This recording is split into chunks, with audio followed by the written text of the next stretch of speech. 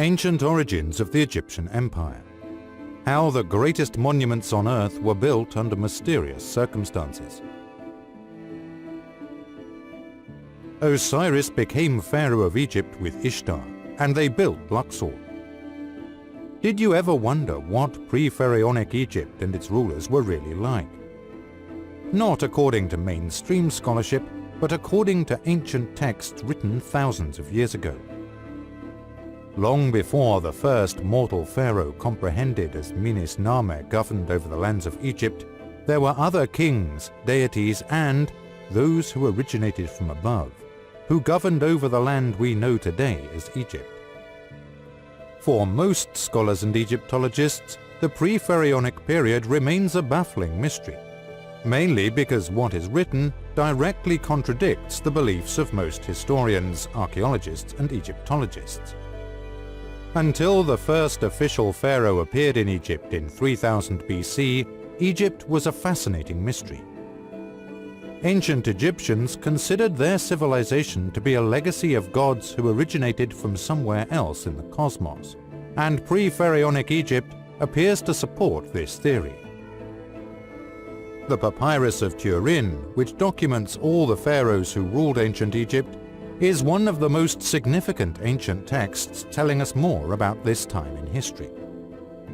Not only does this list include all the official historic pharaohs of ancient Egypt, but it also includes the deities or gods.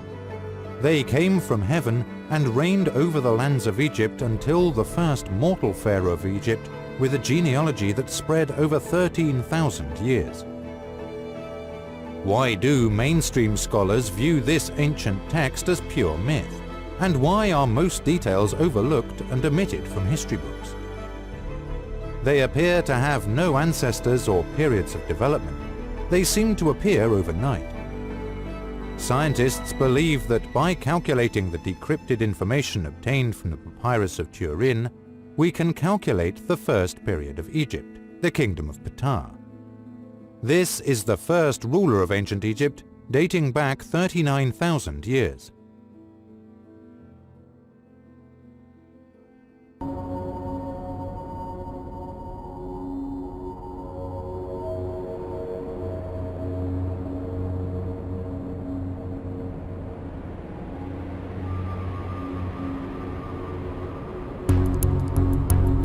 This is Mike McPherson, and you are listening to the Egyptian Origins podcast series. The Egyptian civilization is one of the most fascinating cultures of all time. They flourished in the Nile Valley from around 3000 BC to the time of Cleopatra. Their cities were more complex than any others at the time. They developed an accurate measurement system for distances and built enormous stone temples that served as centers of worship, astronomy, and astrology. They also had a well-developed written language, which they used to record their history and communicate important messages, which we are still trying to decode today. In this episode, Alistair is going right into the heart of the matter: Egyptian origins. According to Egyptology and official historiography, everything from the pre-dynastic period is a myth lacking historical evidence. Another ancient text that mentions pre-dynastic rulers of ancient Egypt is the Palermo Stele.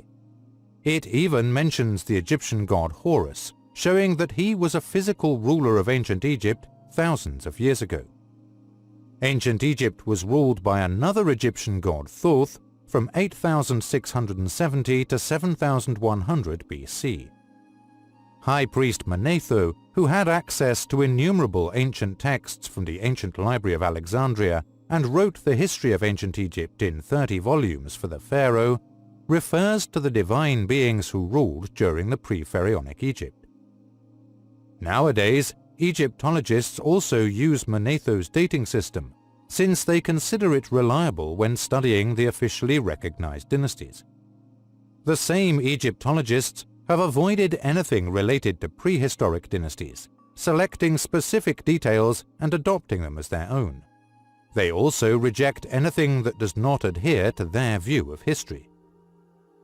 Today's Egyptologists also use Manetho's dating, which they consider a reliable tool when studying the officially recognized dynasties. Scholars today believe Manetho to be the father of Egyptology.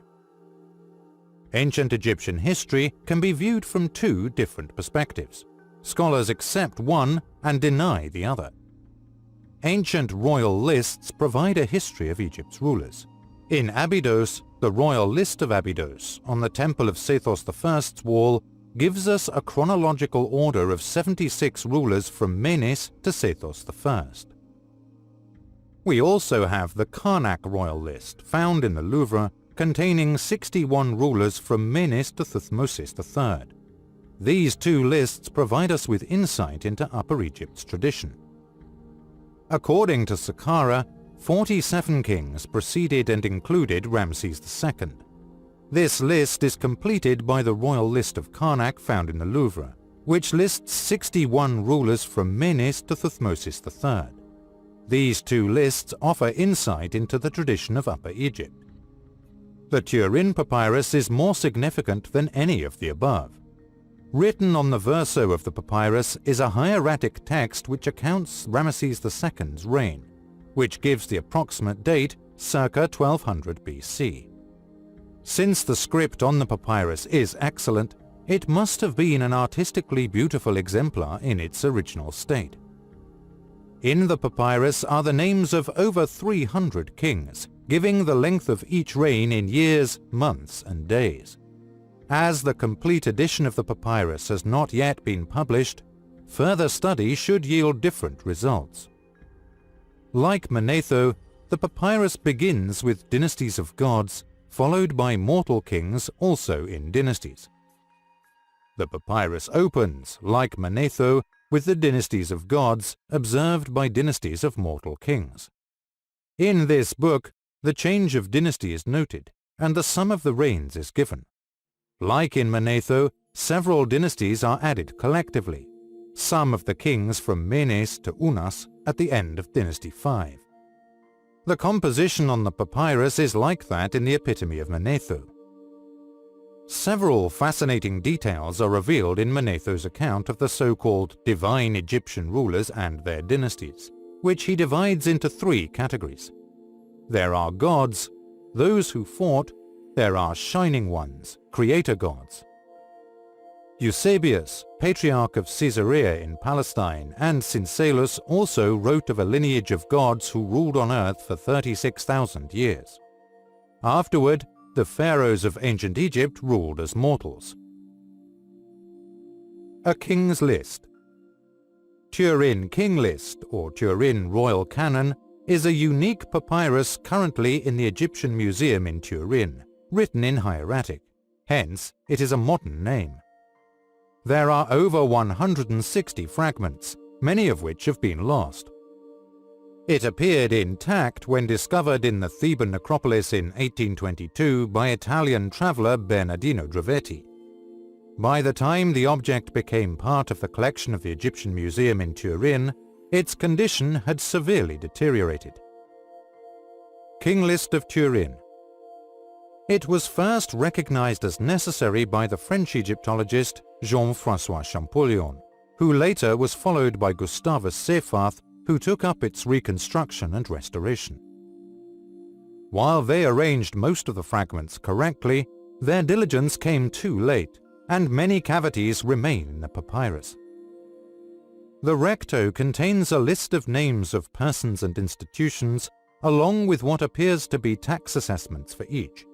Written during the long rule of Ramesses II, the papyrus is estimated to be 1.7 meters in length and 0.41 meters in height. The papyrus's verso is the most exciting part. It contains a list of gods, demigods, spirits, mythical and human kings who were thought to rule Egypt since before time began, until the composition of this crucial document perhaps. Now that the beginning and end of the list are lost, we do not know whether there was ever an introduction to the list and an enumeration of the kings following the 17th dynasty. Because this list of kings was written on the verso after the tax list was composed on the recto, we cannot know when it was collected. There is a possibility that this took place during the reign of Ramesses II, but it could have occurred as late as the 20th dynasty. Because this list of kings was written on the verso after the tax list was composed on the recto, we cannot know when it was collected. The list was scribbled on an older papyrus, which suggests it was of no great importance to the writer. Could a scribe have copied it through exercises? We do not know what sources our scribe used to compile the list. Was he copying an existing papyrus? If so, for what reason? Additionally, what has become of the original? What is the process for compiling that? Is it possible that the scribe, having access to the temple archives, compiled the list using old tax notes, decrees, and other documents? The scribe compiled the list himself using old tax notes, decrees, and documents in the temple archives. The latter possibility is less likely and would show that the Turin king list is unique. Several other lists list the predecessors of a king, such as those in the temples of Seti I and Ramesses II at Abydos, to name but two. So what makes the Turin king list so unique? The other lists are valuable for studying ancient Egyptian chronology, but they are nothing but an enumeration of the ancestors of the current king.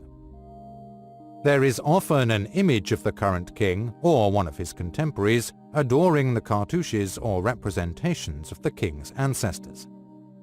The present king is the ideal heir since he respects his long line of ancestors. The word ancestor cannot be taken literally, since the current king was not a descendant of most of his predecessors. Lists like these were more cultic and political. The current king is the rightful heir to the kings who ruled Egypt for centuries. Rather than enumerating all kings, these lists focus on cultic predecessors. King Menes and King Mentuhotep II, who played pivotal roles in ancient Egypt's history, will most likely be included. Some of the lesser-known kings, usurpers, or illegitimate kings, such as the Amarna Revolution, were omitted. Besides listing some kings, the Turin king list groups them and mentions their reigning periods. Some otherwise unpopular kings have left off the cultic lists, such as Hyksos. Even though it begins with the list of gods, demigods, spirits, and mythical beings who are supposed to have governed Egypt before Menes' rule, it was not a cult list, and it serves no function other than to show that the current king is the rightful heir to his ancestors. Initially, there were an unknown number of columns or sheets to the Turin king list, of which only 11 remain. There were at least 25 lines in columns 1 to 5, at least 27 lines in column 6. In addition, there were at least 30 lines of text in columns 9 and 10. The Turin king list has initially been divided into an unknown number of columns or sheets, of which only 11 have survived. A scribe must have realized that his papyrus would not be large enough to write all the royal names known to him in 25 or 26 lines. This is especially true as the canon nears its end. Cartouches usually contain the name of a particular king. The number of years he ruled is followed by months and days. Many kings of the first and second dynasties are credited with such long reigns that they are probably not accurate. Some had speculated that this high number of years is not a reflection of how long a king reigned, but his age when he died. While this cannot be ruled out entirely, it is strange that the writer notes the age of a king in one instance and the duration of his rule in another. It would seem that the scribe mistook the ancient king's year labels as representations of different years when they most likely referred to the same year. The names of the first 3 dynasties are also written in a cartouche, although cartouche names were not used before the rule of Huni, the last king of the 3rd dynasty. These kings' cartouche names are often similar to those of the cultic king lists, but they are pretty different from their official Horus names. For the later kings of the 1st dynasty, the Turin king list appears to be based on their Nebti name, but there is no data on how the earlier kings of the First Dynasty and the other kings of the Second and Third Dynasties got their names. According to where they lived, the kings are arranged logically by city. Interestingly, these groups do not entirely correspond to the dynasties Manetho placed the kings into. According to the city where they lived, the kings are grouped logically. This shows that the notion of dynasties was not present or fully developed before the 19th or 20th dynasty. Groups usually include a line that totals the number of years in power. Some summaries are written on one line, others on two lines, and sometimes on one line so long that it infringes on the next column. Sometimes a group is introduced by a heading. It might result from the fragmentary nature of the canon that there are far fewer headings than summations. There may be more to this inconsistency than an error by the scribe who copied the list. The Turin King List is among our most reliable sources of knowledge about the chronology of Egypt between the 1st and 17th dynasties, despite its incompleteness and fragmentary nature.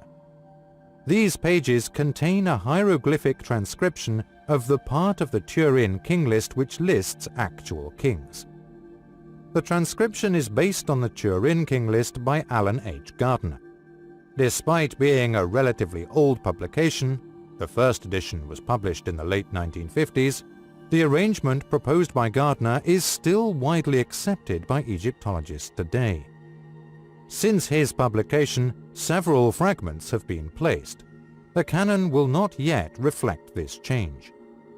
Ancient Egypt's Lost Legacy. The Great Pyramid stands out as humanity's most outstanding architectural feat. 2.5 million blocks, measuring in size from 2 to 70 tons each, were used to construct this silent sentinel of the past. There are 3 identical structures on the Giza Plateau, and this one is the largest and perhaps the most mysterious. More stone is found in the Great Pyramid than in all the churches, chapels and cathedrals built in England. The structure covers an area of 13 acres and weighs 6 million tons. It was the tallest building before the Eiffel Tower was built. The wonder of the past is more than just an architectural curiosity, as it represents a level of sophistication unsurpassed by anything since this age. Many hundreds of books have been published about the mysteries of the Great Pyramid over the past 200 years, most of them more fantasy than fact. All of them point to the fact that the pyramid builders gained universal knowledge far beyond what was known to ancient Egyptians living around 4,500 years ago. This was when the pyramids were said to have been built. Here are a few examples.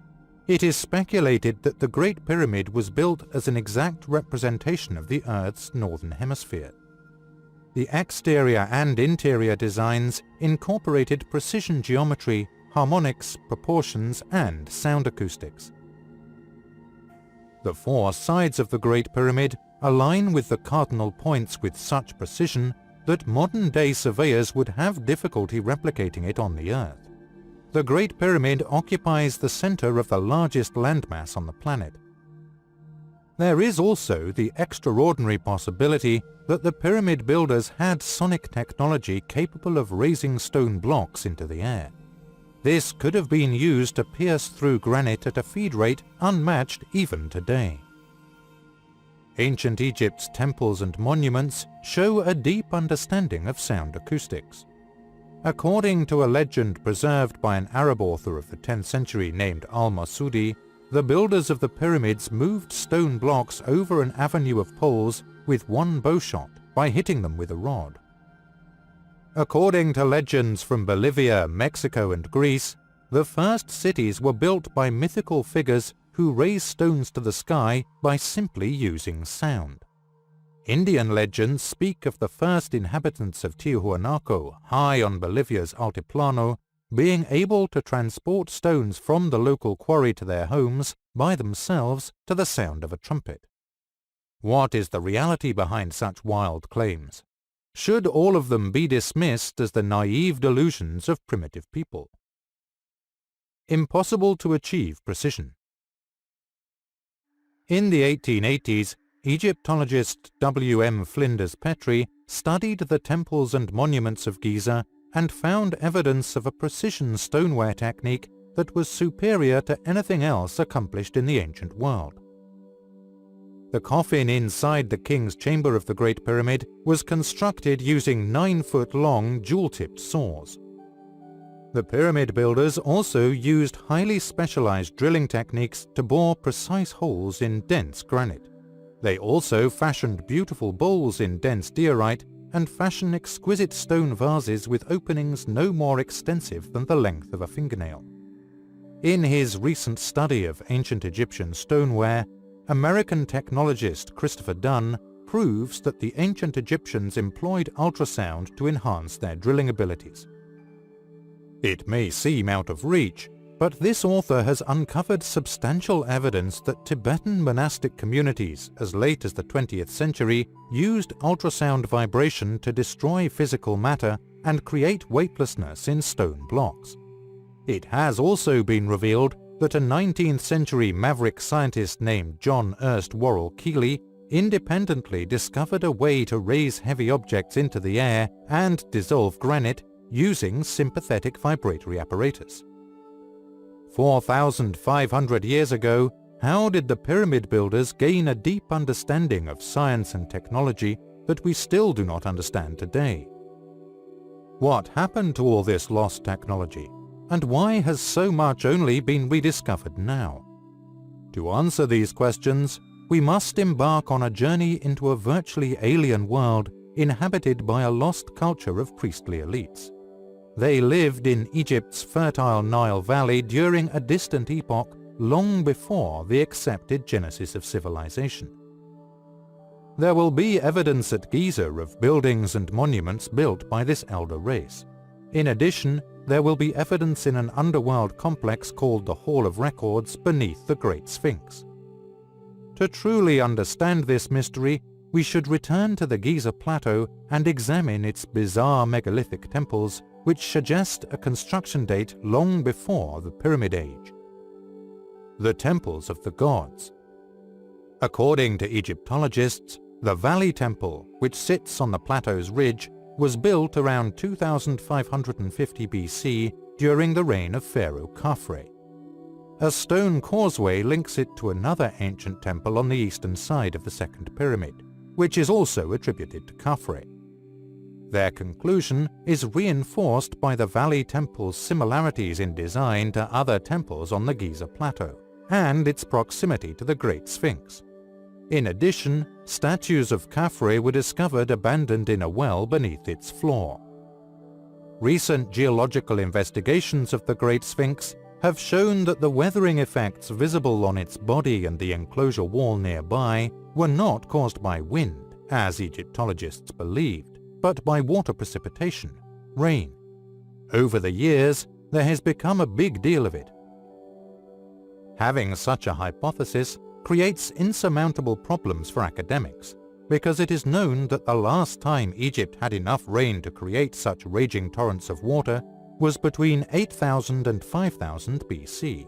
However, more damning to Egyptologists' orthodox view is that astronomical research regarding the orientation and placement of monuments on the Giza Plateau points towards a construction date sometime between 11,000 and 9000 BC, many thousands of years before the age of the pharaohs. What are the chances of that happening? In the period under consideration, the 11th and 10th millennia BC, the Nile Valley was inhabited only by bands of people living in small huts or shelters and supporting themselves by hunting and gathering. In addition, these early Nilotic, i.e. those living by the Nile communities, did not build monumental stone structures of any kind, and did not take even the first steps toward domestication of plants and animals. Simply put, this is not true. Between 12,500 and 9,500 BC, specific communities developed the earliest agriculture and possessed an advanced tool-making culture. During the same period, prehistoric people lived along the Nile during this same age. Furthermore, Just 300 miles away from Giza, in what is today Jericho, its inhabitants of 8000 BC were erecting enormous fortification walls, cutting out vast trenches in the rocky bedrock, and building a giant stone tower to defend against an unknown enemy. Projects of this scale would have required a high social structure and coordinated operations. Humanity could not have carved the image of a 240-foot-long recumbent lion in this distant era, but accepting this hypothesis brings with it an even more significant problem. The core limestone blocks, many of which weighed over 100 tons each, were used in the Valley Temple, the Sphinx Temple, and at least one other similar structure on the Giza Plateau dating back to the same distant period. These massive temple structures were merely restored by the pharaohs of the Pyramid Age, which begs, who built them? It was the epoch of the elder gods. Ancient Egyptians believed their culture and religion were derived directly from a divine race that existed thousands of years before the emergence of the pharaohs. The incomplete royal papyrus of Turin, dating to the 19th dynasty approximately, an inscription from the year 1300 BC, lists 10 Nedjeru, Ptah, Ra, Shu, Geb, Asa, Set, Heru, Tehuti, Mart, and Heru. The word simply means divinities, who ruled before the first kings of Egypt. The ancient Egyptians referred to the Giza necropolis as the splendid place of the first time. They revered it as the abode of the gods who ruled their land during this misty epoch. The hieroglyphic building texts discovered on the walls of the Temple of Horus at Edfu in southern Egypt tell us much about the divine inhabitants of the Nile Valley during that period, the elder gods. An island of the gods. It is nearly impossible to imagine Giza any different today with its desert backdrop and its majestic sentinel-like pyramids that can't help but exude a sense of permanence. Edfu's account, compiled from a series of now-lost books attributed to the moon god Thoth, allows us to reconstruct how the Giza plateau may have looked over 11,000 years ago. Giza was built around a shallow lake fed directly from the Nile if the texts were believed. This ecosystem is similar to what one might see today in equatorial Africa. If we find a time machine and travel back to this distant era, we would find a hot, humid atmosphere alive with lush green vegetation. This hypothesis is not mere speculation, for it is known that the river used to flow closer to the plateau's edge in the past. In addition, evidence of a lake and dock dating back to Old Kingdom times has also been found beyond the plateau's western limits. In the eyes of the Shining Ones, this would represent the primordial sea of chaos from which the first land appeared at the beginning of time. Tall jed pillars stood on the shores of this sacred lake. Standing close to the lake's banks was an enclosure wall behind which was a gleaming white temple called the Mansion of Widjiset Neter, the Place of Reeds. The point of first creation was symbolized by a small island in shallow waters crowned with a simple stone structure that declared its sanctity. This island is known as the Island of the Egg or the Island of Trampling in Edfu documents. The stone structure is also associated with the Placehe well. We might have found indigenous people from the late Paleolithic age tending cultivated lands, herding domesticated animals, making beautiful flint tools, and harpooning fish in the nearby River Nile with wooden spears. There is another altogether different person behind the tall, imposing walls of the sacred enclosure, commanding figures known as the Shebtiu, the sages, the elders, and the falcons. This strange assemblage of divine beings, whose number was said to be 60, is called the Netjeru, or divinities. These mythical individuals might have been priest-shamans dressed in bird feathers, taking the form of birds. They also had radiant faces which made them quite striking in appearance. Therefore, the Egyptians' writings offer a curious picture. Shamanic individuals built the first monuments and temples. But who exactly were they? Did they carve the Great Sphinx and the earliest megalithic monuments still standing in places like Giza and Abydos today? What happened to this lost culture? And what else might they have left behind as a legacy to the world? There is a Hall of Records. As we enter the new millennium, we make many significant discoveries on the Giza Plateau. No discovery can be more extraordinary than the discovery beneath the Sphinx's wedge-shaped enclosure of 9 concealed chambers of unnatural origin.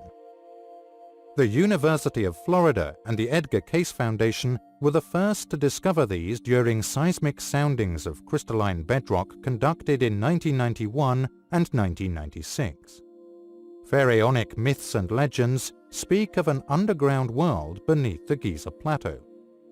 Today's psychics, occultists, and New Age mystics strongly believe that an underground complex made up of hidden corridors and unknown chambers will be discovered in Giza one day. Underworld complexes such as these are referred to as the Hall of Records, the Crystal Chambers, or the Chambers of Initiation. One American psychic named Edgar Cayce predicted that the Hall of Records would be discovered and opened in secret during 1998. According to the authors, it contains arcane wisdom and knowledge hidden from the world by Egypt's elder culture before the Great Flood. In July, the British Consortium of Surveyors and Geophysicists, backed by Egypt's Supreme Council of Antiquities, will conduct a wide-scale search for the Hall of Records entrance. What might they find there? What awaits them under the Giza Plateau? Underground tunnels and chambers beneath the Giza Plateau have been rumored since Roman times. Under the Giza Pyramid Field, Ammianus Marcellinus, AD 360 to 390, spoke of underground fissures and winding passages known as syringes. He said that they were erected by those acquainted with the ancient rites, since they knew there would be a deluge and feared that their memories would be destroyed. Did ancient rites have to be preserved to avoid being lost in flood? What echoes of the ancient gods lie slumbering below the limestone bedrock of the recent Giza projects? The underworld of the soul. This subterranean domain once stood beneath the island of creation on the edge of the Giza Plateau, as described in the Edfu building texts. This structure was known as the underworld of the soul by the divine individuals known as Sheptu, who used handheld power objects to perform strange ceremonies. Variously described as embryo, seed, egg, lotus, and even the benben or phallus stone, they gained radiance from a much greater object. This was regarded as the creative source of the island, embodying the male and female regenerative powers. While it is not specified what this object might have been, a conical-shaped stone resembling the lingams placed inside some Hindu temples could have been used similarly to the handheld power objects used by the Sheptu. Both of them embody the dualistic regenerative powers of the first creation. Is this what awaits discovery in Giza's underworld realm? Powerful lingam stones that were once used in strange rites by the precursors of dynastic Egypt. Will this be found inside the Chambers of Creation, the so-called Hall of Records, if discovered this year? There is absolutely no doubt that the ancient Egyptians believed that a physical object of immense creative power lay beneath the sands of Giza. As described in the esoteric literature known as the coffin texts, something is described as the sealed thing in darkness with fire about it. Eventually, the pyramid texts came to be called coffin texts and were transcribed to papyrus, which became known as the Book of the Dead. All 3 sets of texts are called the Book of the Dead. In ancient Egyptian mythology, it was said to possess the efflux of Osiris, the god of the underworld, and to have been placed in Rostau, a name given to the Giza pyramid field. According to the text in question, This sealed thing has been hidden since it fell from him, Osiris, and it was what fell onto the desert of sand. Giza itself, the Egyptian underworld of the soul, and the burial place of Osiris go hand in hand. Ancient inscriptions refer to the valley temple of Khafre as the House of Osiris. The sealed object of the coffin texts is thereby another reference to the nucleus of the sacred island, the seed, embryo, lotus, egg, or phallus at the heart of Giza Rostau's chambers of creation. There are illustrations associated with Egyptian texts that describe what will be discovered inside the hidden chambers, that depicts a strange fiery orange object topped with the hieroglyph for night or darkness, suggesting that this powerful object remains hidden in the darkness. So much for the treasures of this lost world, but where is it located today, and can it be found? An ancient sphinx and a river. The Shebtiu starters may have emerged from the chambers of creation, the so-called Hall of Record, to stand on the sacred island surrounded by the primordial waters of Nun during the first time epoch, Zep Tepi. Because of the desiccation of the Eastern Sahara and the rise of Pharaonic Egypt around 3100 BC, the setting changed dramatically. The shallow lake, created by the nearby River Nile, is no longer visible. The first temples of the gods lie beyond it. The sacred island also has a structured enclosure and subterranean entrance to Giza's underworld complex. Instead, we are near the pyramid complex. However, where exactly are we? The lake must have been east or northeast of the Great Sphinx and Valley Temple on the plateau's eastern edge.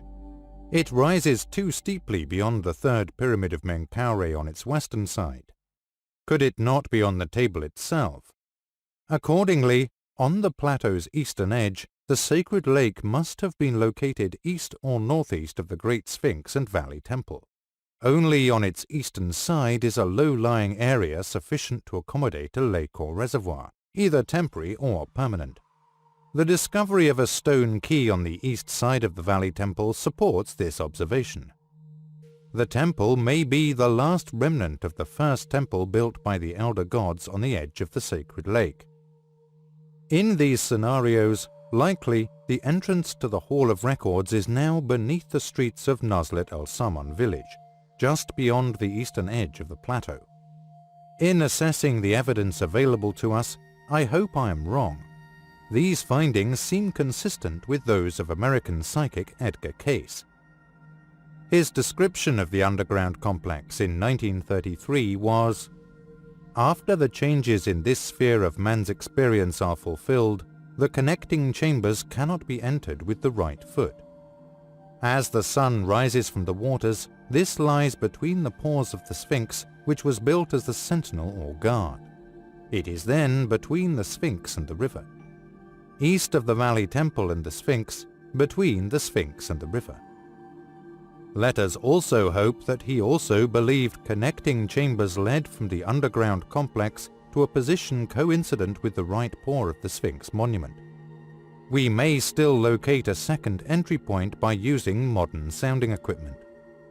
The University of Florida team members discovered 9 chambers beneath the enclosure of the Sphinx in 1996. Whether these chambers are connected to Giza's underworld remains to be seen. Despite being of manufactured construction and therefore of significant interest to our understanding of Egyptian history, they may be too near the surface to be associated with the chambers of creation. They may well contain the ultimate evidence of the former existence of a culture of almost alien mentality in Egypt. Using the ancient technology and natural sciences of this culture, we will gain a new perspective on human evolution. How did Egypt's Sphinx-building elder culture end? At least some of the divine occupants of Wetjisit Neter and its sacred domain are described in the Edfu building texts. Apparently, at the end of their time, the Shebtiu sailed away to a different part of the primeval world, where they could conduct their creative work undisturbed. Shebtiu is also known as the sailor, while collectively referred to as the crew, suggesting these mythical beings were navigators or sailors. What might have happened to them? From where did they set sail at the end of their time in Egypt? The earliest evidence for primitive agriculture anywhere in the world originated in the Nile Valley, between the 13th millennium BC and 9500 BC. Afterward, it disappears from Egypt altogether and does not reappear until 5500 BC, about 4,000 years later. What happened to the primary movers that contributed to this transformation from simple hunter-gatherers to domesticated farmers? According to respected Egyptologists such as Fikri Hassan of University College London, the Nile Valley repeatedly experienced massive flooding between 10,500 and 9,500 BC. Even this might have forced its inhabitants to seek new lands to continue their farming lifestyle. Is it possible to track their destination if they started over somewhere else? Eden's Gateway. The Neolithic Age marked a transition away from the hunter-gatherer lifestyle of the Paleolithic into a more permanent way of life where, instead of moving from place to place, humankind began working together with nature. Agriculture and the domestication of animals were crucial to this significant lifestyle change. As a result, more permanent settlements developed where a community could produce enough food and livestock to survive through the winter. By removing the element of uncertainty from their daily lives, the Neolithic peoples developed technical capabilities and regulated their lives for the first time. It is assumed that the transition from Paleolithic to Neolithic began shortly after the last ice age, at least according to the orthodox view. This supposition is flawed, since the transition from hunter-gatherers to settled farmers did not happen everywhere at the same time. It started in one region alone and remained isolated for 1,000 years before spreading slowly outward. It is assumed that the transition from Paleolithic to Neolithic began shortly after the last ice age, at least according to the orthodox view. The fertile river valleys of the upper Euphrates in northern Syria and eastern Anatolia, modern-day Turkey, formed the genesis point of the Neolithic Revolution.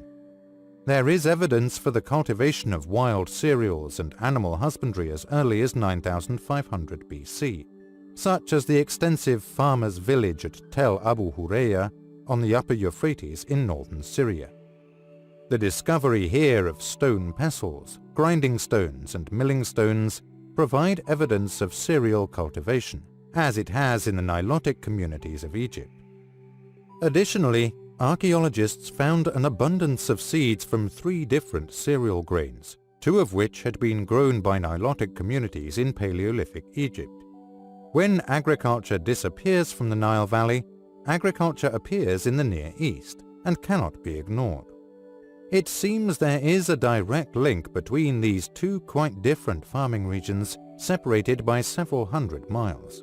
Through the movement of individuals from Egypt to the Near East, agricultural knowledge and skills can be transmitted. When agriculture disappears from the Nile Valley, the appearance of agriculture in the Near East is striking and cannot be ignored. Could it be that some elders left Giza for the fertile valleys of the upper Euphrates carrying their technological capabilities around 9500 BC? We will examine the emergence of a civilized society in the Near East in more detail. The Near East experienced tremendous advances in the 4,000 years following the Neolithic Age of around 9500 BC.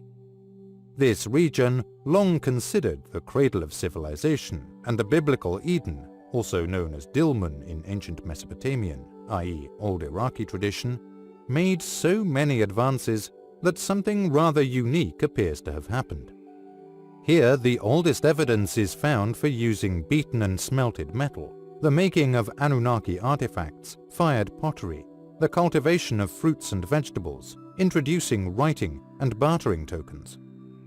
The earliest evidence of beaten and smelted metal, linen cloth, fired pottery, domestication of fruits and vegetables, the production of alcohol as Retsina wine, introducing writing, and the use of bartering tokens have been found in this isolated region. In the fertile valleys of northern Syria, southeastern Turkey, and northern Iraq, all these advances were first made.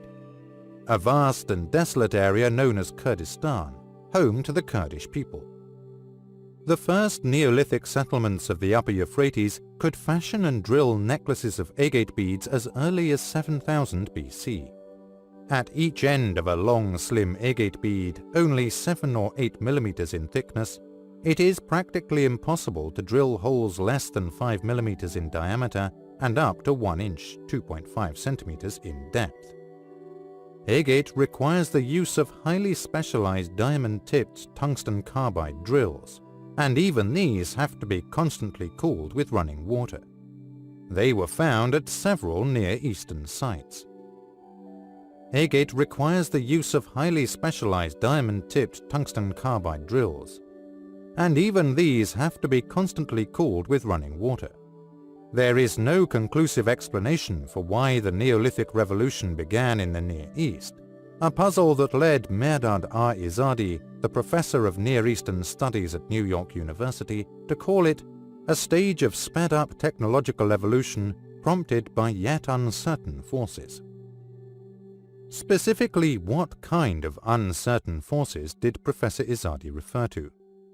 Was the emergence of a cultural revolution caused by the gradual changes in regional flora and fauna brought about by post-Ice Age climate changes, or was it the sudden appearance of highly organized individuals who brought an entirely unorthodox way of living with them? The latter solution is acceptable to Professor Izadi. Could these talented individuals have been the last remnants of Egypt's elder culture, who were likely responsible for developing agriculture and technology along the Nile Valley? It was then who helped catalyze the Neolithic Revolution, an event that led to the emergence of civilization among the foothills and plains of ancient Iraq some 5,500 years later. Does anything suggest that the earliest peoples of the Near East were descendants of those who built the Sphinx sometime during 10,500 and 9,220 BC? Star worshippers. By examining the tribal religious traditions of the Mandaeans, a Neo-Babylonian tribe primarily found in southern Iraq, I discovered something of significant value to this debate. According to Mandaean mythology, their distant ancestors came from a mythical location known as the Mountain of the Madai, located north or northeast of Haran. This ancient religious center of significant learning lies just across the Syrian border in southeastern Turkey, on a tributary of the Euphrates River, about 78 miles, 125 kilometers from Abu Huraira, where the actual evidence of agriculture in the Near East was found. Furthermore, according to the Mandaeans, the Mountain of the Madai may not be the original ancestor of their race. The Mandaeans believe their most distant ancestors came from Egypt. The interior of Haran admitted them. Upon their entry in this land, shortly after which they reached the Mountain of the Madai, a place free of all oppression. More significantly, different words found in the Mandaean language have evident Egyptian roots. A creator god named Ptahil appears in them. Essentially, he is a version of the Egyptian god Ptah, who was said to have created the first people on a potter's wheel at the dawn of time.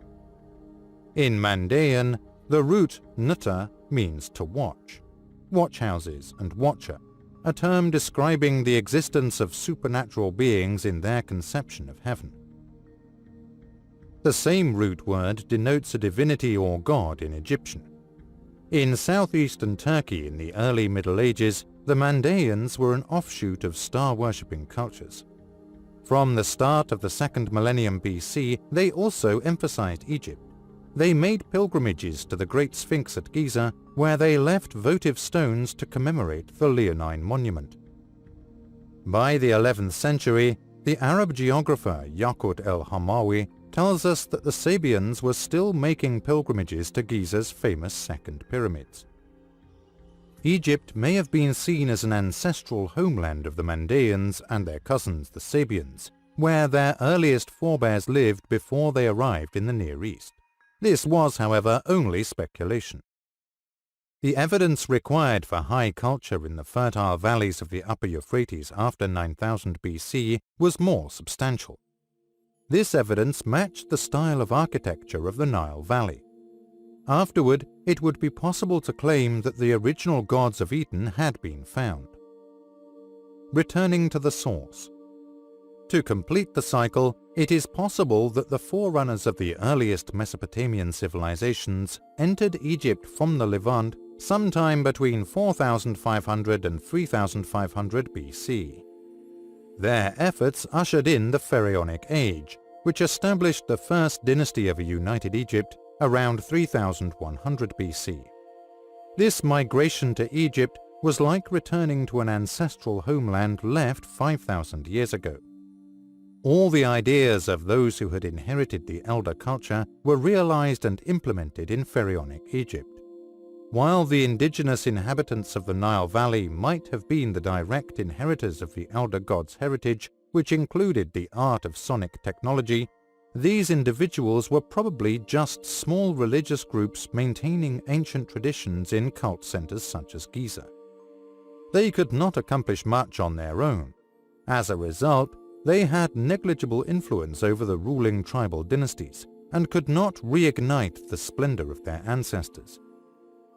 By hiring incoming architects, artisans, designers, and religious leaders, along with the reconstituted ruling elite, they could now continue the glories of the elder culture. This culture dispersed to various parts of the globe thousands of years ago. Imhotep built the first stone pyramid for Djeser, the mighty king of the Third Dynasty. Its step design resembles the seven-tiered ziggurats of Mesopotamia. The facades of the Temenos walls surrounding the pyramids are strikingly similar to those of ancient Iraqi cult buildings, such as the Temple of Enki at Eridu. This external influence had a tremendous impact on ancient Egypt's architecture. Within just 150 years of Djeser's reign, the elder culture's technological capability was combined with local building skills to create the world's most famous architectural achievement, the Great Pyramid. It was not only Egypt's crowning glory, but also everything that had been hidden since the epoch of the first time, Zeb Tepi. Besides the ancient priests of Egypt, several diverse cultures in the Near East contributed to the precision science, geometry, orientation, stone cutting, and hole drilling of the Great Pyramid.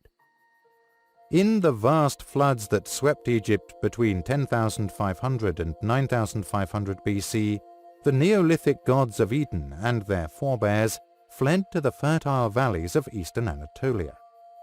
Civilization as we know it owes its genesis to these unique individuals, the living descendants of a divine race with a lifestyle that seems alien today. The tree spreads its branches in Egypt. Having attained the perfect model after much trial and error described and recorded in antiquity, Ninhursag held him up and cried, "I made it with my hands." Ancient Egyptian religion is often associated with animal worship. Professor James Henry Breasted, a historian of Egyptian civilization, states that this form of adoration was unknown during the earlier periods of the Enlightenment. Besides being the sacred animal of the sun god, the hawk had a place in the temple where he was fed and treated as a pet would be, but he was not worshipped, nor was he the object of elaborate ritual as later. The representation of gods with the heads of certain animals refers to the masks they wore to disguise their original features and symbolize to people the animal's characteristics. The Book of the Dead is one of the best-known texts from ancient Egypt. The name appears as Per-Mhru in Egyptian hieroglyphics. Per is translated as coming forth by Egyptians, while Hru is translated as day, and is a preposition that means from. It refers to a time when the gods would come forth from their temples before their departure in 3500 BC. Ancient Egyptians believed that the Book of the Dead was a compilation of funerary texts containing magical formulas, hymns and prayers meant to guide and protect the soul, Ka, on its journey to the kingdom of the dead, Amenti. According to these texts, a person's happiness in the afterlife depends on how virtuous his life was on earth. The origins of the Christian belief in heaven and hell. The Egyptians believed that the knowledge of these texts enabled the soul to guard against demons attempting to impede it. This enabled the soul to pass the 42 tests set by Osiris, god of the underworld. Pyramid texts carved in hieroglyphs on the walls of the pyramids of the rulers of the 5th and 6th dynasties of the Anunnaki kingdom are the earliest religious funeral texts. The Pyramid of Unas, governed about 2428 to 2407 BC, the last king of the 5th dynasty, is a famous example. Early religious funeral texts were discovered carved in hieroglyphs on the walls of the pyramids of the kings of the 4th and 7th dynasties of the old Anunnaki kingdom, hence the term pyramid texts. During the first Anunnaki period and the Egyptian Middle Kingdom, private individuals painted these texts on coffins, forming coffin texts. Texts were engraved onto papyri placed inside the mummy case by the 18th dynasty. These papyri were often from 15 to 30 meters long, 50 to 100 feet, and illustrated in color. It is misleading to call the Book of the Dead. The texts do not form a single work or belong to a single epoch. Despite their extensive antiquity, it seems strange that they are not better known. People have become aware of the Dead Sea Scrolls from a much later era, circa 100 BC, and less exciting documents. According to one researcher, researchers have neglected the pyramid texts so much that they have become a mystery in themselves. Again, these facts raise the suspicion that history is being buried for some increasingly apparent reason. There are many references to Ra-Atum's seed in the pyramid texts themselves. Osiris King replies, "It is I who am the seed of the god. In you I am the sky goddess's son, Osiris King. O Ra-Atum, this imperishable spirit of Osiris King comes to you. Your son comes to you." A clue is offered here to something unfathomable to the modern man who is programmed to believe differently, but which was quite acceptable to the ancients. The literal seed of Ramses incarnated on earth. Enki was the planter of the source and the one who planted it. What was the purpose? His idea was to produce his seed in the population here on earth, hence his 7 incarnations, of which we already have one. After 7 different and significant images, the seed of his being would be propagated in most of us. In saying he is the son of the god you are within, the Osiris King is not just speaking figuratively, but also literally. We shall see that the history the controllers wanted us to see, especially that concerning Enki and his intentions for this earth and its people, is nothing but a bunch of smoke and mirrors. The first significant steps towards changing and concealing our accurate history were taken in Egypt. Languages are only as precise as their meanings. The tarot is an excellent example of this, where we learn a surprisingly complex language. In the language of the tarot, our words refer to the upright and reversed meanings we assign to each card. Modern-day high technology, meditation and psychotherapy phenomena have been given tarot card meanings. The unconscious uses these meanings to speak to us in our modern, everyday language. When ancient texts are correctly interpreted and applied to a current level of understanding, history can appear completely different. Besides being a transporter, an initiation chamber, a prominent healing place, and a transmitter and receiver of energy, the Great Pyramid was also a time machine. In the Emerald Tablet, Thoth's omnipotent guide speaks these words to him. "Know ye, O dweller of Dilmun, that all that exists comes from the law. Know the law, and you will never be bound by the constraints of the night again. Find out that time is the secret to being free from this space. Ancient Egypt's chronology. Long before the modern era of Egypt, Egypt was ruled by gods and demigods. In the earliest times, according to Manetho, a very wise god came to earth and raised the land from under the waters through dams, reservoirs, and reclamation works. Chronology of ancient Egypt begins with Zep-Tepi circa 3100 BC, when a dynastic race arrived in Egypt and Enlil ascended to the throne. By 3200 BC, archaeological sources show the rise of a dominant political force that merged into the first united kingdom of ancient Egypt. As they had in Sumer, the gods granted Egypt civilization and what we now call religion. Hieroglyphic writing also dates from this time. Hieroglyph refers to the sacred Egyptian writings or secret codes. Hiero meaning god, from which the Greeks called their gods heroes. Glyph represents writing, thus giving us the writing of the gods, just as hierogamous meant marriage to the gods. Some consider this to be God's games. As with the hieroglyphs of ancient Egypt, the runes were said to have been given to humanity by Odin, the king of the gods. In exchange for this wisdom, Odin had to trade an eye. This secret knowledge is said to have given Odin command over the other gods and symbolic control over the world's morphogenetic grid. To control the archetypal powers, he imparted the wisdom of the runes to humankind. There is mathematical precision to the runic symbols. During these early days of Egypt's modern era, the names of rulers appeared on monuments. At least 17 kings ruled during the First and Second dynasties, between 3100 and 2755 BC, which followed the Zero dynasties with 13 rulers and ended with Narmer. During the First and Second dynasties, Saqqara, Abydos, and elsewhere were home to some of the earliest massive Anunnaki structures, so-called predecessors of the pyramids. The tomb of Imhotep, the precursor of the pharaoh Zoser and revered as a god of medicine much later, is one of the yet-to-be-found burial sites of famous Egyptians.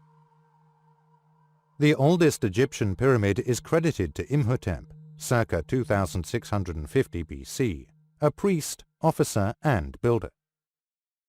Researchers say Imhotep, who served Pharaoh Zoser in the Third Dynasty, earned the honor of being the earliest known scientist for this engineering feat. After his death, Imhotep's name became increasingly associated with far more significant and more dubious achievements in medicine, the arts, and other fields. Later, he was elevated to a godlike status among the few ancient Egyptians born outside of royalty. The commoner Imhotep was born near the ancient city of Memphis along the Nile River south of modern-day Cairo, and rose to become an influential official, sculptor, and carpenter in Zoser's court. He was also an influential priest and scholar according to records. The most outstanding achievement of Imhotep was the construction of the pyramid complex at Saqqara, the world's first large-scale stone structure by contemporary experts. Before Imhotep time, tombs like these were covered by low rectangular frames called mastaba. Imhotep designed Saqqara's first pyramid, which featured a mastaba atop 6 tiers that diminished in size. A complex of temples, a burial chamber, sculptures of Zoser, and pavilions surrounded this 200-foot-tall monument, known as the Step Pyramid. Most of the complex was connected by underground passages. Built around 2630 BC, the Step Pyramid and some surrounding stone buildings still exist today. Archaeologists are restoring more of the complex. Building and designing the Step Pyramid were incredible feats, but Imhotep's name has also been associated with other monumental and far less certified achievements. Egypt later hailed him as a poet, sage, physician, and religious leader. The Egyptian dynasty deified Imhotep some 2,000 years after his death because of his impressive posthumous reputation. It is rare for Egyptians born outside of royalty to be honored in this way. Later, the Greeks idealized Imhotep, who lauded his divine powers as a healer. During the Roman period, pilgrims from afar visited his tomb in Saqqara, searching for cures for their ailments.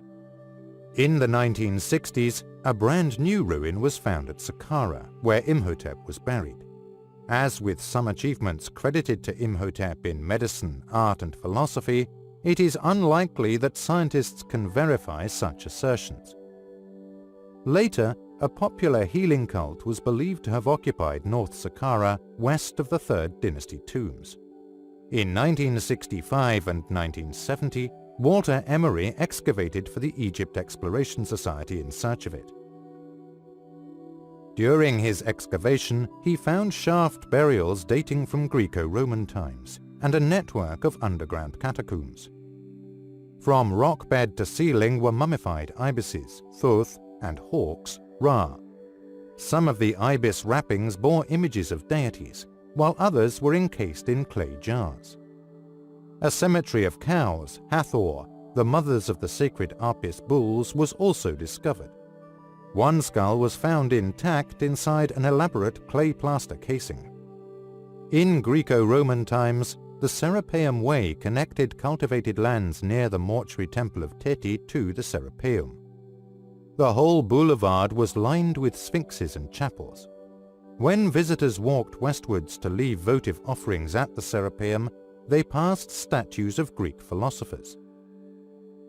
In 1977 and 78, the Egypt Exploration Society, under the direction of Professor Harry S. Smith, conducted a survey and then an excavation of the Anunnaki temple of the Pyramid of Teti. The aim was to investigate late-period temple precincts and catacombs interred with deified animals. A cemetery for cats, Bast, and a jackal, Anubis, was discovered, the animal associated with Anubis, the god of mummification. Keeping cats and jackals was used to ward off unwanted astral entities, so-called shapeshifters, who may have been trying to steal the celestial spirit of the deceased. Since cats and jackals are nocturnal animals, they will likely see astral entities. Egyptian temples were built to keep opponents at bay. A detailed explanation of the use of cats for warding off the undead can be found in the 1999 film The Mummy.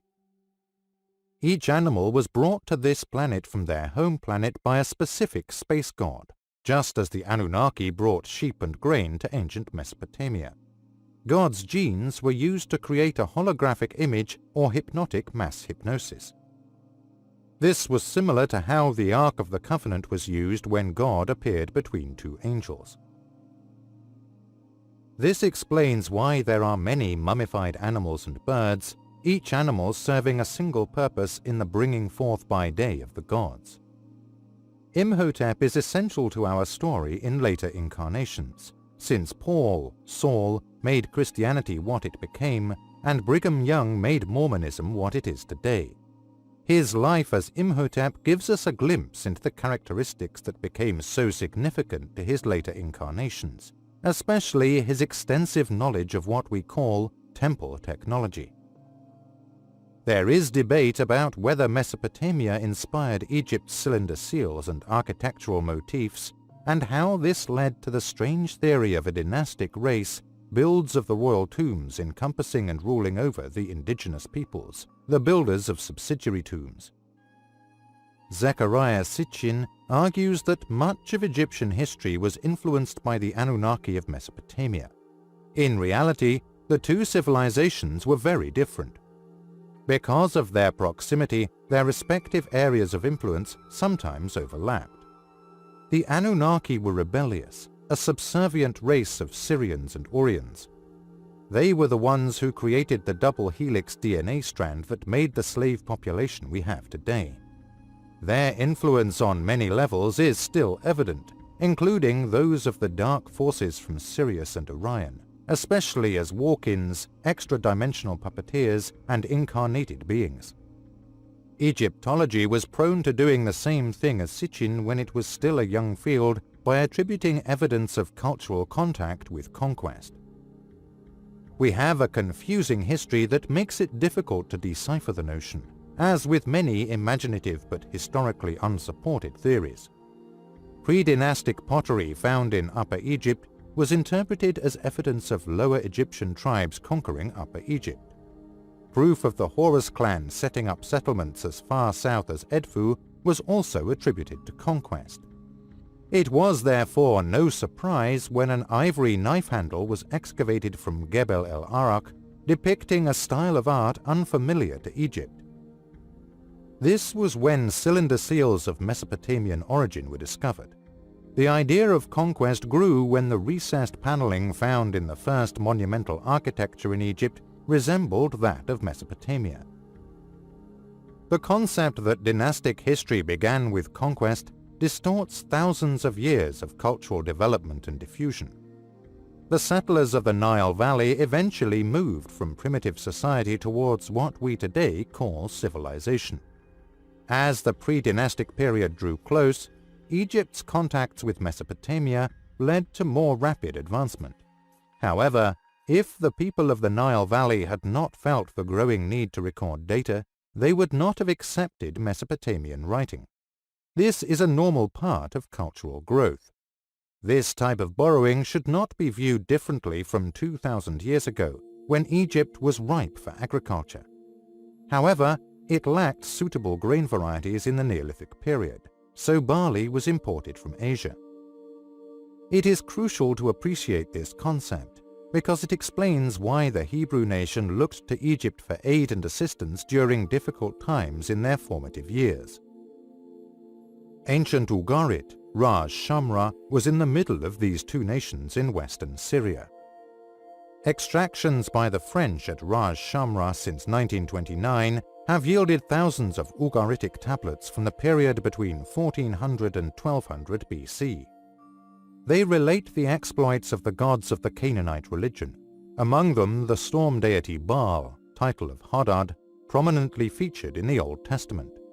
Also known as Lucifer, Baal-Zebu or Beelzebub, Baal is a longer name.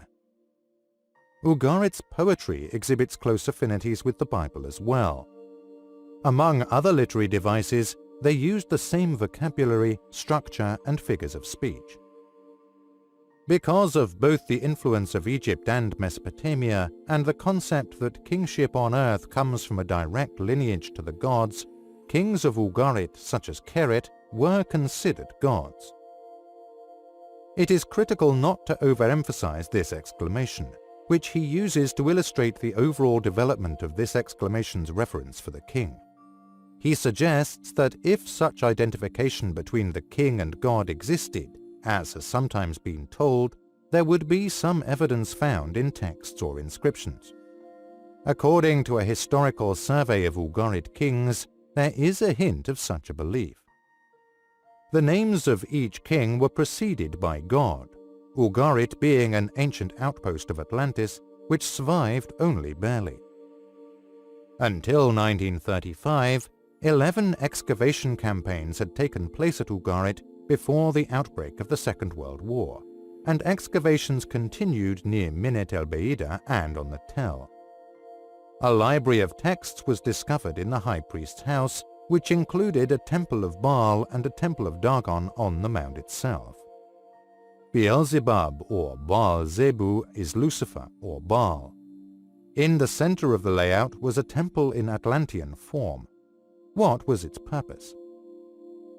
During a review of the book Ugarit and Die Bibel by Oswald Loretz, Marvin H. Pope discusses Loretz's treatment of the relationship between Ugarit and Canaan, its literature, its writing systems, and misunderstood and mistranslated words in the Bible explained by Loretz. This article focuses on Canaanite influence on the religion of Israel. According to the book, the following two sentences sum up the present state: results and perspectives of the Ugarit discoveries and the nature of Israel's debt to the Canaanites. With the opening up of the Canaanite background to biblical writings through the Ugaric texts, we recognize that our knowledge of the past is based only on fragments of a much richer tradition, and that we are still far from having historical anthropology or an anthropological history of the Canaanites and the individuals who produced the Bible. The Ugaritic texts are helping us measure the strangeness and historical distance of the Canaanites, Israelites, and Jews better than before. By its location at the center of Ugarit, the energy source or focus point where heaven and earth energies blended, the Temple of Baal shows Lucifer's influence as Baal. The many references to sorcery and black magic practices also suggest Canaan as a region of early Ugarit. Last, there is significant evidence that Baal and the gods of El and Yahweh may be the same gods known as Jehovah. The Hebrews, Amenhotep IV. Ancient Israel also lay between Egypt and Mesopotamia, and its gods drew influence from both countries. It was also the area and the government that inherited the power flowing through both mentors millennia before its rise.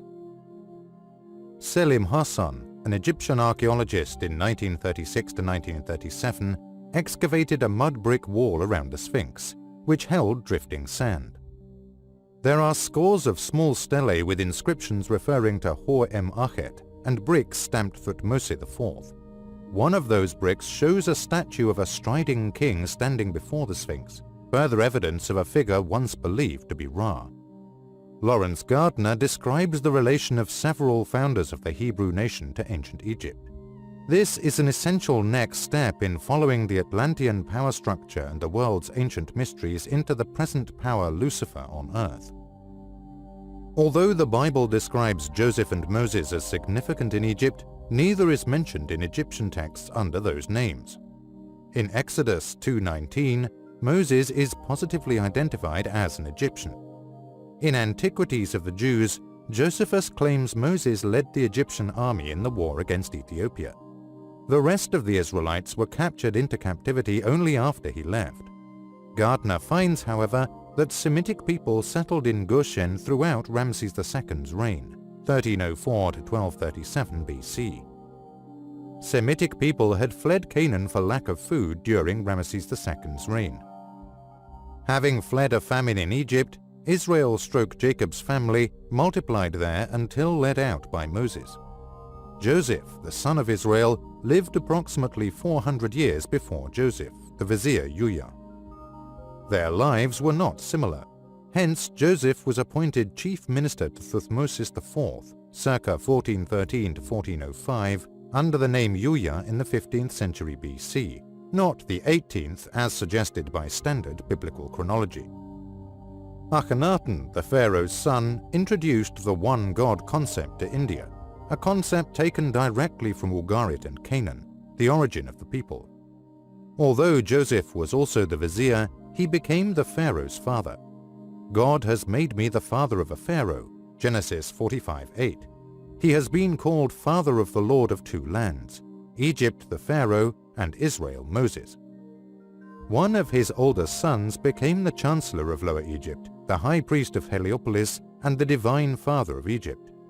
In 1352 BC, his son Aye, holding the distinction Father of God, became pharaoh, as did several other descendants of Yusuf Yuya, such as Tutankhamun, today's most famous pharaoh. In Egypt, the Israelites were gaining power. Thutmosis IV was the pharaoh who told his servants to clean the sands off the Sphinx in a dream. Amenhotep III then followed his instructions. The tradition holds that Amenhotep married his sister and married Joseph's daughter Tiye. A decree, however, prevented any child of Tiye from becoming pharaoh. Therefore, if Tiye had a son, he would be put to death at birth. She gave birth at her summer palace at Zara, and as it was a boy, she had the midwife sail the baby down the stream in a reed basket, as described in the Bible, to her home father Joseph's half-brother Levi. Moses, an infant, born in 1394 BC, was named Aye or Amanda. While a teenager, Akhenaten lived in Thebes, taking the name Akhenaten because he believed in the one god Aton, regardless of believing in many Egyptian gods. During this time, his mother gained more power than the queen, who could only bear one daughter, Nefertiti. Amenhotep was ill, and there was no direct heir to the throne. Akhenaten, Adminadab, Moses, married Nefertiti to serve as co-regent during this challenging time. He derived his power from his wife Nefertiti, the heiress. The king's anointing was an Egyptian custom inherited even more anciently from Sumer in Mesopotamia, and made up the privileged duty of the pharaoh's semi-divine sister brides. Besides Tutankhamun, Akhenaten and Nefertiti had 6 daughters. Because of its sexual prowess, crocodile fat was used in the anointing. In fact, the Egyptian word for crocodiles was Messer, which is equivalent to the Hebrew word Messiah, which means anointed. Afterward, Akhenaten would succeed Amenhotep as Amenhotep IV. Amenhotep IV rebuilt all the temples of the Egyptian gods, building brand new ones dedicated to Aten, an omnipotent god without an image. This was the Hebrew equivalent of God. The last paramount ruler of the 18th dynasty, Akhenaten was also the first historical figure to establish a religion based on monotheism. As an omnipresent spirit and the sole creator of the universe, he founded the religion of Aten, the sun god or solar disk. The old gods' priests were fiercely opposed to Akhenaten, and armed insurrections were often threatened. He was compelled to renounce in favor of Smenkhare, who was succeeded by Akhenaten's son Tutankhamun, who took the reign at 11 years of age, but changed his name. Tutankhamun reflects his loyalty to the gods of Amun rather than to Aten. He was king for only 9 or 10 years. Akhenaten and Smenkhare are not recorded as having died in Egypt.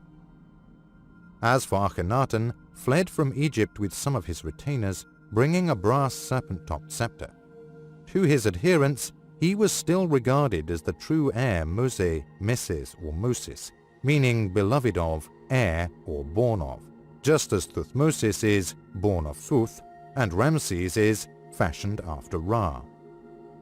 As described in James Henry Bristed's translation of an ancient Egyptian stela called the Stela of Sheshonq from the reign of Penuzim II, Moses, son of Sudaimon, was brought before Ra, who then acquitted him. At the crack of dawn, this majestic god appeared on the silver floor of the house of Ammon. This all-powerful god saluted violently. The high priest of Amon-Re, king of the gods, Penuzim, triumphant, bowed before this magnificent god. I placed 2 tablets of writing before the all-powerful god. One said, O Amon-Re, king of gods, my righteous lord, it is said that there are matters that need to be investigated by Thutmose, triumphant son of Sudiamon, Suidiim, the major doom. The other writing stated, O Amon-Re, king of gods, my righteous lord, it is said that there are no matters which should be examined with Thutmose, triumphant, the son of Sudiamon, triumphant, the major doom. A triumphant Penuzim, high priest of Amon-Re, king of the gods, invoked the all-powerful god, saying, O my gracious lord, thou shalt judge, thou art beyond all wonders. The almighty god saluted the high priest violently. After the acquittal, these 2 tablets of writing were presented to the mighty god. The supreme god took the tablet which stated, O Amon-Re, my righteous lord, it is said that there are matters that must be investigated by Thutmose, son of Sudiamon, triumphant, the major domo. The all-powerful god rejected the tablet that stated, O Amon-Re, king of the gods, it is said that there are no matters that Thutmose should investigate. Triumphant, the son of Sudiamon, triumphant, the major. Then the high prophet of Amon-Re, king of the gods, returned to the supreme all-powerful god to present his 2 tablets of writing to him for a second time.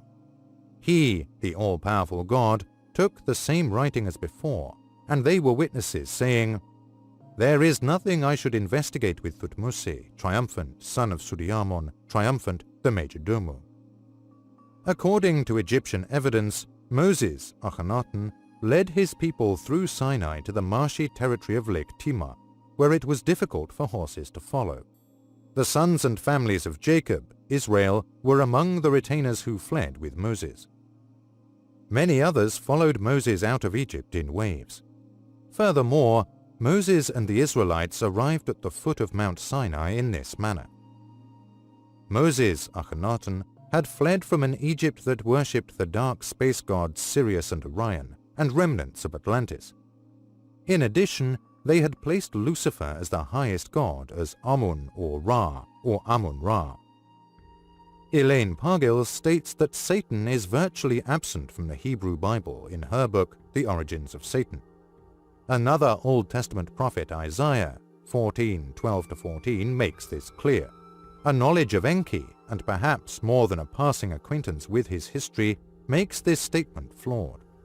In a taunting song, the Hebrew poet addresses the king of Sumerian, whose military power and arrogance had led him to commit the offense of hubris, arrogance.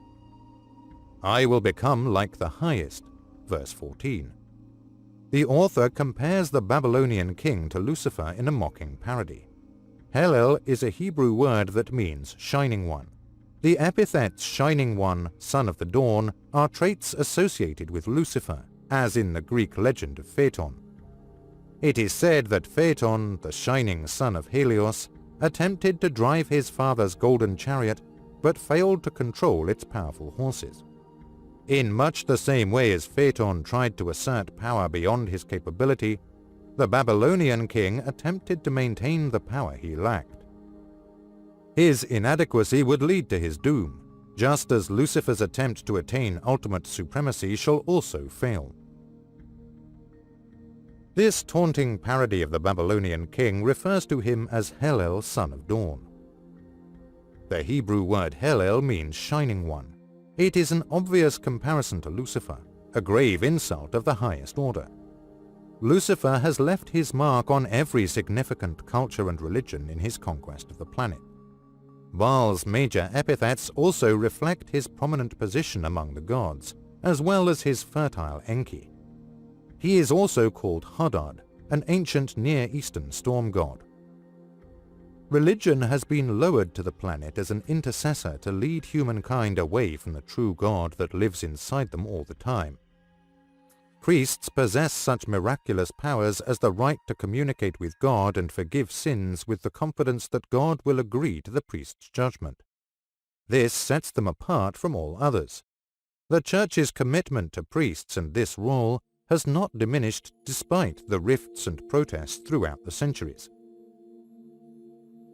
Although the Old Testament is taught and treated from a Hebrew perspective with a Mesopotamian base, Egypt had a significant impact on the culture that has been overlooked.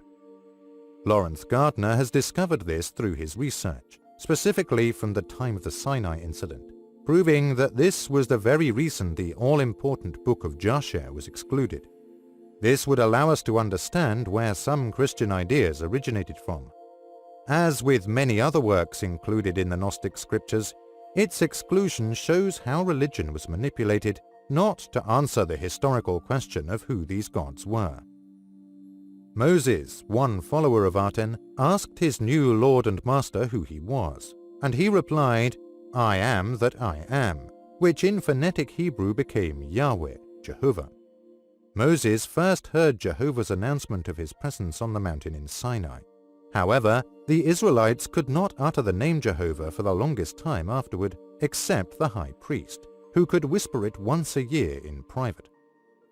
Prayers were supposed to be offered to this newly created Godhead, but how would he understand they were to him if his name was not mentioned? Other Sumerian gods have passed on, such as Tiamat, Mumu, Apsu, and Dumuzi. But this new God Jehovah is said to be from everlasting to everlasting. Psalm 90:2. Exiles from Egypt knew Jehovah was not the same as Aten, their traditional Adon or Lord, so they assumed he must be the equivalent of Egypt's most powerful state god, even if not the same. After that, all prayers included the name of that state god, which is Amen. At the end of prayers, the name Amen is still recited. Similarly, the famous Christian Lord's Prayer, as found in Matthew's Gospel, was derived from an Egyptian original that began, Amen, Amen, who art in heaven. According to legend, God conveyed to Moses the 10 Commandments on the mountain. They are Egyptians deriving directly from spell number 125 in the Egyptian Book of the Dead. In reality, they were not original codes of conduct invented for the Jews, but revised versions of the ritual confessions of the pharaohs. The confession, "I have not killed," was transformed into the decree, "Thou shalt not kill." "I have not stolen" into "Thou shalt not steal." "I have not lied" into "Thou shalt not bear false witness." Egyptian hymns also reworked psalms, attributed to King David and the 10 Commandments. Proverbs, the wise words of Solomon, were almost verbatim translated into Hebrew from the writings of an Egyptian sage named Amenemope. Several verses of the Book of Proverbs can be attributed to the Egyptian original at the British Museum. Researchers now believe that even Amenemope's writings were taken from an older work called The Wisdom of Ptah-hotep, dating over 2,000 years before Solomon. As well as the ancient Wisdom of Ptah-hotep and the Book of the Dead, a variety of other Egyptian texts were incorporated into the Old Testament. Pyramid texts and coffin texts refer to the Hebrew god Jehovah instead of Egyptian gods. Historical evidence shows that this was not entirely contrived during Abraham's time, nor even during Moses' time. Tens of thousands of Israelites were taken captive by Nebuchadnezzar of Babylon during the 6th century BC. Before this time, the Hebrew and Israelite writings named many gods by their names and under the general plural classification of Elohim. After the captivity, the scriptures only existed as separate writings for some 500 years, and they were not assembled into a single volume until after Jesus' time. The Old Testament of the Bible is something Jesus would have preferred he had never heard of.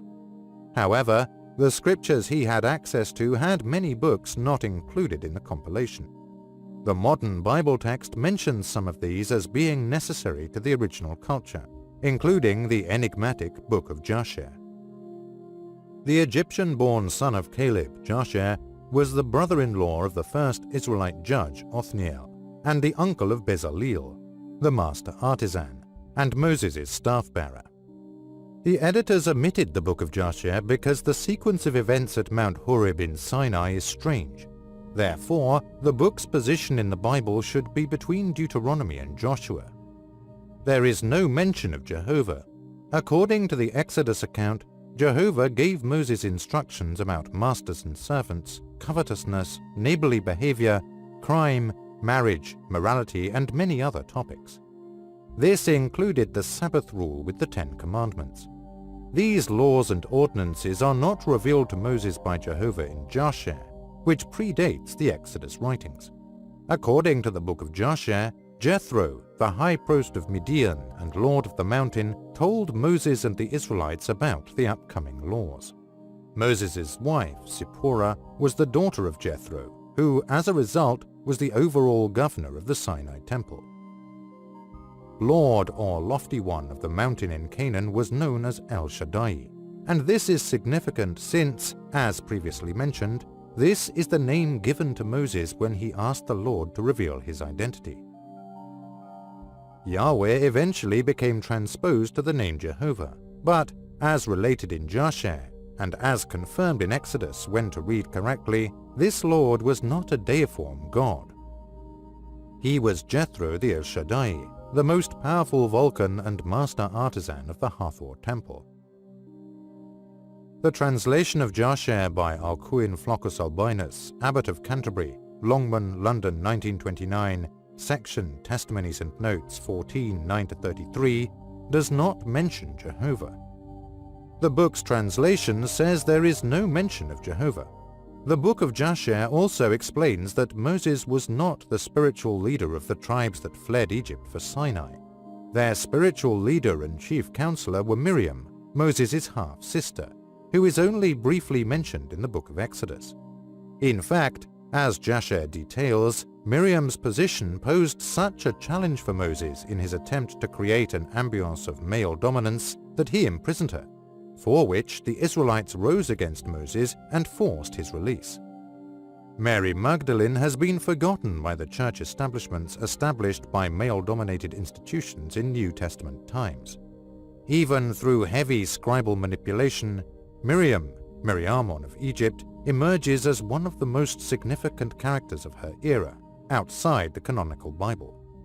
Miriam is credited to Hur, Bezalel's grandfather, in the Book of Aaron. The Hebrews admired Miriam from that day forth. All tongues sang of her praise. She taught Israel, she coached the children of Jacob, and the people called her teacher because of her eminence. She acted for the nation's interests, and Aaron and the people heeded her. To her the people bowed. To her the afflicted came. However, Gardner's primary interest was as a recognized dragon queen of a matrilinear Grail bloodline. From here, the dynastic line continued to culminate in the royal house of David, which traces its kingly origins to Miriam's pharaonic descent rather than to Abraham's patriarchal heritage. Jehovah establishes his covenant with Abraham's son, Isaac.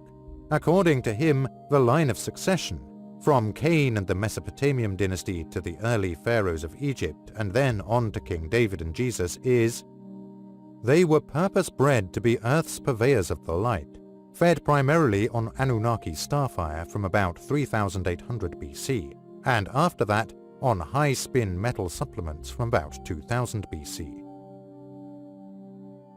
Mysteries at the Bent Pyramid. Researchers have discovered a massive structure to the northeast of the 4,006-year-old Bent Pyramid, which may be the remnants of an ancient harbor. A 140-meter causeway connects it to one of the pyramid's temples. A portion of the causeway has been excavated, but most of the structure is unexcavated. The Cairo department was responsible for the discoveries made by the German Archaeological Institute and the Free University of Berlin. In addition, core soundings were used to make the discoveries. The building measures 90 meters by 145 meters and has a U-shape. It was built with mud brick and had no wall on the east side. Maybe this structure serves as a harbor or something like that, said Dr. Nicole Alexanian of the German Archaeological Institute, Cairo. It may have been beside the water, she said. Ships might enter this area via a canal. From later Egyptian pyramids, we know harbors were used to receive the body of the pharaoh. The newly discovered structure is unlikely to have been used to bury Pharaoh Snefru, the creator of the Bent Pyramid. In the 4th dynasty, Snefru constructed 2 pyramids at Dashur, the Bent and Red Pyramids, one at Medum and one at Sela.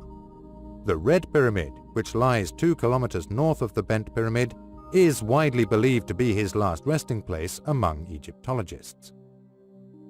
Pyramids with smooth sides were the first true pyramids. Khufu's son, Khufu, inherited the throne and began building Giza's Great Pyramid after his father's death. A 140-meter-long causeway was excavated. One of the Bent Pyramid temples is connected to the U-shaped structure. The walls of the structure are 3 meters high. The tests revealed the existence of a U-shaped structure measuring 90 meters by 145 meters close to the Bent Pyramid. A 140-meter-long mud brick causeway connects it to one of the pyramid's temples. The walls are 3 meters high and made of mud bricks. At the top there is a vault. There are bits of white and yellow plaster left on the walls. Archaeologists can tell that these walls have been plastered 4 times. This causeway was preserved for at least 40 years. Causeway with a roof of 140 meters. The causeway, which has a vaulted roof, runs east to west from the temple.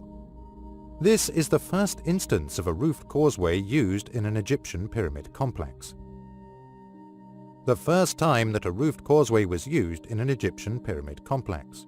The walls were built to an astonishing height of almost 3 meters, said Dr. Alexanian. It was like walking through a tunnel. It is also very steep. There was a passageway over 2.5 meters wide inside the causeway.